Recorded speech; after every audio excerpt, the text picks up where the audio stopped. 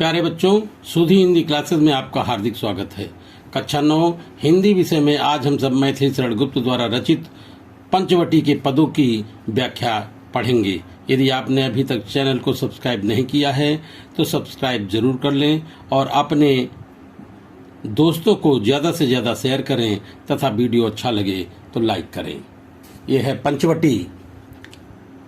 प्रस्तुत रचना पंचवटी नामक खंड काव्य से संकलित दक्षिण भारत, नासिक और महाराष्ट्र में गोदावरी नदी के किनारे पंचवटी है।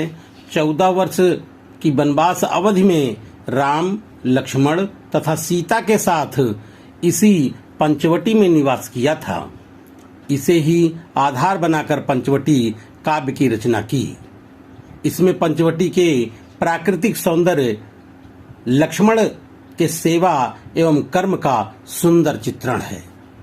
पहला पद है, चारु चंद की चंचल किरणें खेल रही हैं जल थल में, स्वच्छ चांदनी बिछी हुई है अवनी और अंबर तल में, पुलक प्रकट करती है धरती हरित तृणों की नोकों से, मानो झीम रही है तरु भी मंद पवन के झोंकों से। तो इसका संदर्भ हम कैसे लिखेंगे? प्रस्तुत पद हमारी पाठ्य पुस्तक काव्य खंड के पंचवटी शीर्षक से उद्धृत है। इसके रचयिता राष्ट्र कवि मैथिली शरण गुप्त जी हैं। इसका अर्थ होगा, रात्रि की सुंदरता का वर्णन करते हुए मैथिली शरण गुप्त जी कहते हैं, सुंदर चंद्रमा की चंचल किरणें, चारु चंद की चंचल किरणें, सुंदर चंद्रमा की चंचल किरणें पानी और पृथ्वी पर क्रीड़ा करती हुई प्रतीत हो रही हैं। खेल रही हैं जल थल में, जल में थल में चंचल किरणें पानी और पृथ्वी पर क्रीड़ा करती हुई प्रतीत हो रही हैं। स्वच्छ चांदनी बिछी हुई है अवनी और अंबर तल में, पृथ्वी और आकाश में निर्मल चांदनी फैली हुई है। अवनी का अर्थ पृथ्वी, अंबर का अर्थ होता है आकाश। पृथ्वी और आकाश में निर्मल चांदनी फैली हुई है। पुलक प्रकट करती है धरती हरित तृणों की नोकों से, हरी घास की नोकों से पृथ्वी अपनी प्रसन्नता व्यक्त कर रही है। वृक्ष ऐसे लग रहे हैं मानो झीम रहे हैं तरु भी मंद पवन के झोंकों से। वृक्ष ऐसे लग रहे हैं, तरु का अर्थ होता है वृक्ष।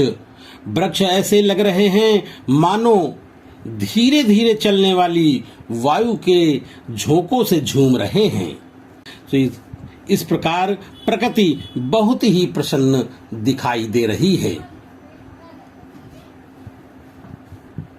इसका अर्थ होगा, सुंदर चंद्रमा की चंचल किरणें पानी और पृथ्वी पर क्रीड़ा करती हुई प्रतीत हो रही हैं। दूसरी पंक्ति का अर्थ है, पृथ्वी और आकाश में निर्मल चांदनी फैली हुई है। तीसरी पंक्ति का अर्थ है, हरी घास की नोकों से पृथ्वी अपनी प्रसन्नता व्यक्त कर रही है। अंतिम पंक्ति है, वृक्ष ऐसे लग रहे हैं मानो धीरे धीरे चलने वाली वायु के झोंकों से झूम रहे हैं। इस प्रकार प्रकृति बहुत प्रसन्न दिखाई दे रही है। इसका काव्य सौंदर्य लिखेंगे, प्रकृति के सुंदर वातावरण का चित्रण है। प्रकृति का मानवीकरण नामक अलंकार है। भाषा खड़ी बोली है। छंद ताटक छंद है। रस श्रृंगार एवं शांत रस है। गुण माधुर्य गुण है। शब्द शक्ति अविधा है। अलंकार मानवीकरण और उत्प्रेक्षा अलंकार है। दूसरा है, पंचवटी की छाया में है सुंदर पर्ण कुटीर बना, उसके सम्मुख स्वच्छ शिला पर धीर वीर निर्भीक मना, जाग रहा है कौन धनुर्धर जबकि भुवन भर सोता है, भोगी कुसुमा युद्ध योगी सा बना दृष्टिगत होता है। सब में संदर्भ एक सा है और इसका अर्थ होगा, पंचवटी की सुंदर छाया में है सुंदर पर्ण कुटीर बना। पंचवटी की छाया में एक सुंदर पत्तों की कुटिया बनी हुई है। पंचवटी की छाया में एक सुंदर पर्ण कुटीर बना, पत्तों की कुटिया बनी हुई है। दूसरा है, उसके सम्मुख स्वच्छ शिला पर धीर वीर निर्भीक मना। उस कुटिया के सामने स्वच्छ पत्थर की शिला पर धैर्यशाली वीर और निडर मन वाला यह कौन धनुर्धर है जो जाग रहा है। उसके सम्मुख स्वच्छ शिला पर धीर वीर निर्भीक मना। पत्थर की शिला पर धैर्यशाली वीर निडर मन वाला यह कौन धनुर्धर है। जाग रहा यह कौन धनुर्धर, जबकि भुवन भर सोता है। यह कौन धनुर्धर है जो जाग रहा है जबकि संपूर्ण संसार सो रहा है। जबकि भुवन का अर्थ है संसार, संपूर्ण संसार सो रहा है। भोगी कुसुमायुध योगी सा बना दृष्टिगत होता है। यह जो योगी बना हुआ दिखाई देता है। यह धनुर्धर भोगी कामदेव के समान है जो योगी बना हुआ दिखाई दे रहा है। भोगी कुसुमायुध का अर्थ होता है जो भोगी का अर्थ होता है भोग करने वाला, अर्थात कामदेव। कुसुमायुध फूलों के धनुष बाण चलाते हैं कामदेव, इसलिए इनका नाम कुसुमायुध पड़ा। योगी सा, योगी के समान बना हुआ दिखाई दे रहा है। इसमें काव्य सौंदर्य है। कामदेव के समान सुंदर योगी वेश वाले लक्ष्मण का चरित्र का वर्णन किया गया है। भाषा खड़ी बोली है, शांत रस है, प्रसाद गुण है और शब्द शक्ति अविधा है। तीसरा पद है, किस व्रत में है व्रती वीर, यह निद्रा का यो त्याग किए। राजभोग के योग्य विपिन में बैठा आज विराग लिए। बना हुआ है प्रहरी जिसका, उस कुटीर में क्या धन है। जिसकी रक्षा में रत इसका, तन है मन है जीवन है। इसका अर्थ है, मैथिली शरण गुप्त जी कहते हैं कि कुटिया के सम्मुख बैठा हुआ यह व्रती लक्ष्मण नींद को त्याग कर कौन सा व्रत किए हुए बैठे हैं। किस व्रत में, किस व्रत को धारण किए हुए यह व्रती अर्थात लक्ष्मण नींद को त्याग करके क्यों बैठे हुए हैं। राजभोग के योग्य विपिन में बैठा आज विराग लिए। ये तो राज्य के भोग करने योग्य राजकुमार हैं। राजभोग के योग्य विपिन में, ये तो राज्य भोग करने के योग्य हैं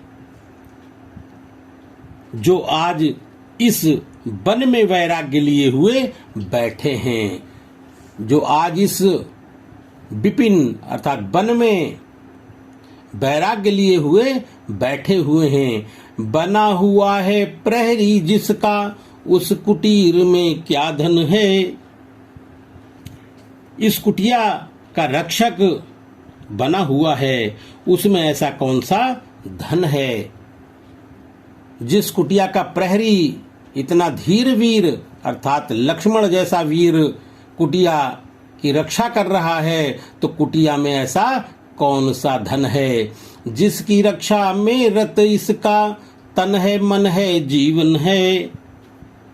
जिसकी रक्षा के लिए रात दिन जागता रहता है, ऐसा मैथिली शरण गुप्त ने लिखा है। इसमें काव्य सौंदर्य है, भाषा खड़ी बोली है, रस शांत है, गुण प्रसाद गुण है, अलंकार अनुप्रास है। अगला पद है, मर्तलोक मालिन्य मेटने स्वामी संग जो आई है, तीन लोक की लक्ष्मी ने यह कुटी आज अपनाई है।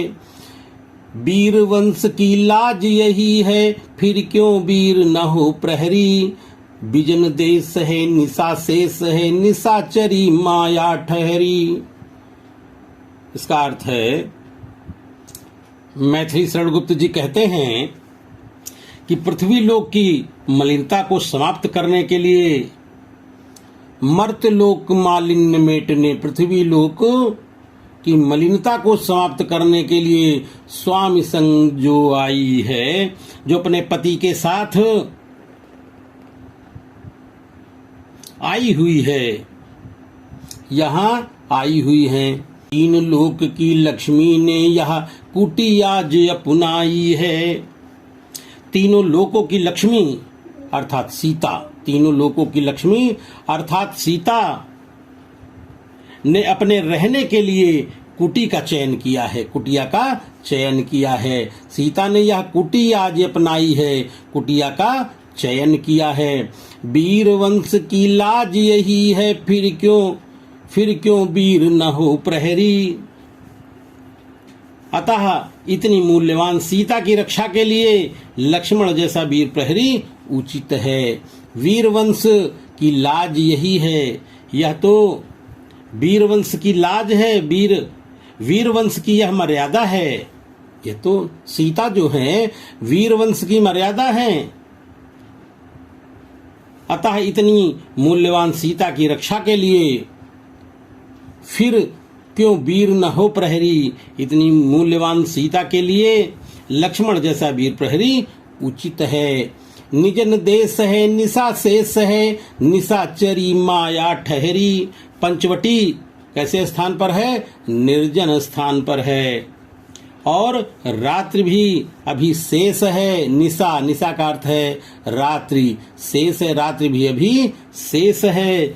और वहां तो मायावी राक्षस भी रहते हैं। निशाचरी माया ठहरी, और यहाँ निशाचरी मायावी निशाचर भी यहाँ रहते हैं। इसलिए वीर धीर धनुर्धर लक्ष्मण जैसे वीर को प्रहरी होना आवश्यक है। इसमें काव्य सौंदर्य है। सीता वीरवंश की लाज है। पहला पॉइंट है, सीता वीरवंश की लाज है, अतः उसकी रक्षा के लिए लक्ष्मण जैसा वीर एवं तपस्वी व्यक्ति ही उपयुक्त है। भाषा खड़ी बोली है, रस शांत रस है, गुण प्रसाद गुण है, और शब्द शक्ति अभिधा है। अगला पद है,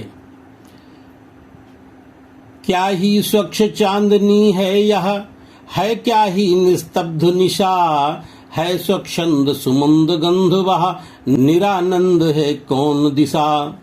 बंद नहीं अब भी चलते हैं नियत नटी के कार्यकलाप, पर कितने एकांत भाव से कितने शांत और चुपचाप। इसका अर्थ है, मैथिली शरण गुप्त जी कहते हैं कि पंचवटी का रात्रिकालीन वातावरण बहुत ही सुंदर है। क्या ही स्वच्छ चांदनी है यह, है क्या ही निस्तब्ध निशा, और वातावरण भी बिल्कुल शांत है। रात्रि का वातावरण बिल्कुल शांत है स्वच्छंद सुमंद गंध वह, निरानंद है कौन दिशा। तथा मंद गति में पवन बह रही है। गंध वह का अर्थ होता है पवन बह रही है। निरानंद है कौन दिशा, और सभी दिशाएं आनंद से परिपूर्ण हैं। बंद नहीं है अब भी चलते हैं नियत नटी के कार्यकलाप, फिर भी नियत नटी के क्रियाकलाप चल रहे हैं। अर्थात जो होना है वो होके रहता है। जैसे रावण सीता को चुराने के लिए आता है और वह चुरा के चला जाता है, यही है नियत नटी के क्रियाकलाप। जो ईश्वर चाहता है वह होकर रहता है। इस नियत नटी के माध्यम से बताया गया है कि ईश्वर जो चाहता है वही उसी तरह लोगों की मति हो जाती है और वह कार्य उसी प्रकार करता है। तो नियत नटी के कार्यकलाप, नियत नटी के क्रियाकलाप चल रहे हैं और ये बहुत ही पर कितने एकांत भाव से, कितने शांत और चुपचाप नटी, नियत नटी के कार्यकलाप जो हैं और ये बहुत ही शांत और चुपचाप चलते रहते हैं। इसका अर्थ है कि जो ये क्रियाकलाप हैं, पंचवटी का रात्रिकालीन वातावरण बहुत ही सुंदर है और वातावरण बिल्कुल शांत है तथा मंद गति में पवन बह रही है। सभी दिशाएं आनंदित हैं। फिर भी नियत नटी के क्रियाकलाप चल रहे हैं और ये बहुत ही शांत चुपचाप चलते रहते हैं। इसका अर्थ है का काव्य सौंदर्य लिखेंगे, नियत नटी के अज्ञात कार्यकलापों की ओर संकेत करते हुए कवि ने प्रस्तुत किया है। अर्थात वहीं राम, सीता और लक्ष्मण के भाग्य चक्र का संकेत भी दिया गया है। भाषा खड़ी बोली है, शांत रस है, गुण प्रसाद गुण है, शब्द शक्ति अभिधा है।